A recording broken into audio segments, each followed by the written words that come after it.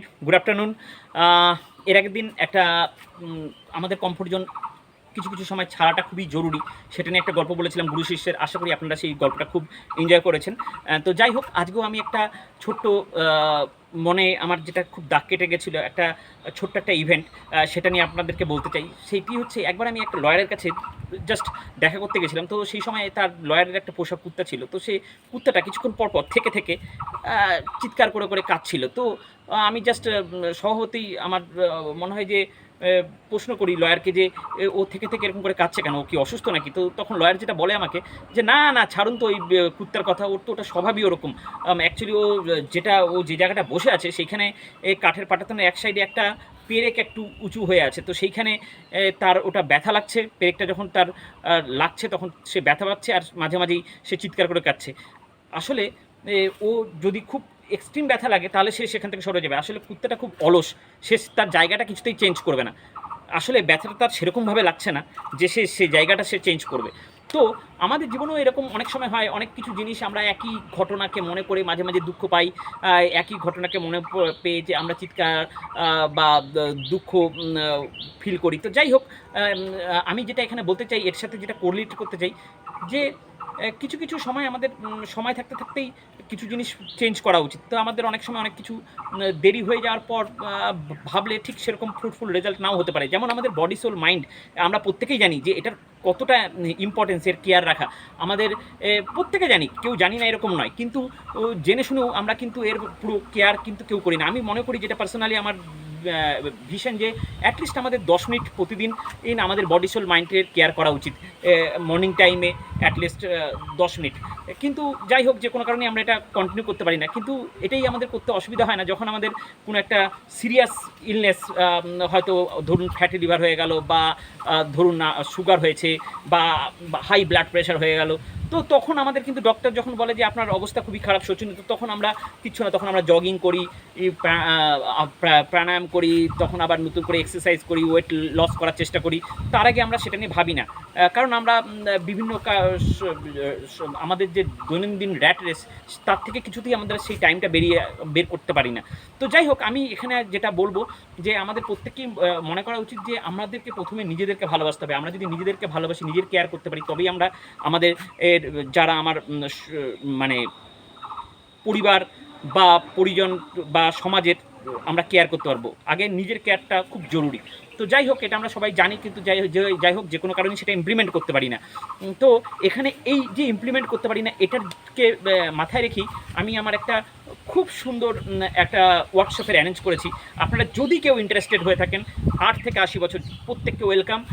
আপনারা সেই dream morning ক্লাবে মেম্বারশিপ নিতে পারেন। আসলে আমি রিসেন্টলি একটা 5 AM মর্নিং ক্লাব একটা স্টোরি পড়েছি রবীন শর্মার।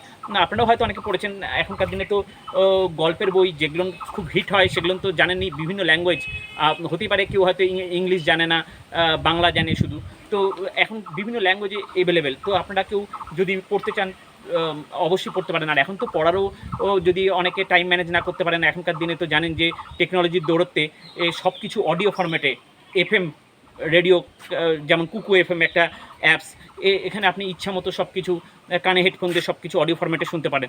তো যাই হোক, আমি এখানে যেটা মধ্যে কথা বলতে চাই, যে এই যে আমি ড্রিম মর্নিং ক্লাব, এটা আমার একটা 1 মান্থের ওয়ার্কশপ আমি ডিজাইন করেছি। আপনারা যদি কেউ ইন্টারেস্টেড হন, তাহলে 99 রুপিস দিয়ে এখানে আপনি রেজিস্ট্রেশন করতে পারেন। আর by the way, by profession I am a software engineer. আর আপনারা হয়তো সবাই জানেন, হ্যাঁ, টাকা যে এখান থেকে আমাকে ইনকাম করতে হবে এরকম কোনো ব্যাপার নেই। আমার একটা ইচ্ছা, যে আমি যেভাবে নিজের লাইফে বেনিফিটেড হয়েছি, লাস্ট 7 ইয়ার্স কনসিস্টেন্টলি আমি সকালবেলা একটা মর্নিং রিচুয়াল বানিয়ে ফেলেছি। তো এটা থেকে আমি অনেক বেনিফিটেড হয়েছি। আমি চাই যে আমার যে বেনিফিট, আমি যেটা বেনিফিটেড হয়েছি আমার লাইফে, পার্সোনাল লাইফে, তো সেই পার্সোনাল বেনিফিট আমি সবার সাথে কন্ট্রিবিউট করতে চাই। তো কন্ট্রিবিউট করার জন্য যেটা একটা প্ল্যাটফর্ম দরকার, তো সেখানে dream morning club, this is the platform. আপনারা যদি কেউ ইন্টারেস্টেড থাকেন, অ্যান্ড আমি মনে করি আপনাদেরকে অনেকেই এখান থেকে বেনিফিটেড হতে পারেন। তো 99 রুপিস দিয়ে রেজিস্টার হতে পারেন, সপ্তাহে 3 দিন, ইন জাস্ট 30 মিনিটসের এই ওয়ার্কশপ আপনারা এটা অ্যাটেন্ড করতে পারেন। আর একটা ব্যাপার, সব জিনিস সবার যে ভালো লাগবে সেরকম কোনো ব্যাপার নেই, এটা আপনার ভালো লাগতেও পারে, নাও ভালো লাগতে পারে। তো ভালো না লাগলে একদম টেনশন করবেন না, একদম 0% টেনশন।